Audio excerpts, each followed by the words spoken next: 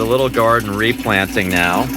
We're using the rain barrel here, so it rained all crazy big last night from Hurricane Henri, Henri. And we're getting the water in the little watering can. Mom, say hello. Hello.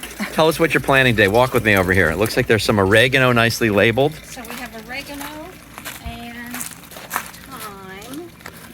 Okay, good. And those will spread out so they act as ground cover. So next year they'll be really spread out with ground cover. What are you doing with that bin right there? I'm washing it out. Okay, and then is that what the plants came in? The artichokes So there's were artichokes. started from seeds, And and they will grow really huge. It's okay to plant them in the fall, because it's the middle of August. And then they'll come up in the spring, and you'll have artichokes next year. What's the garlic going to do? It's going to grow all in here? It's going to go along the edges because the rabbits don't like the garlic, and then we can plant lettuce in the middle.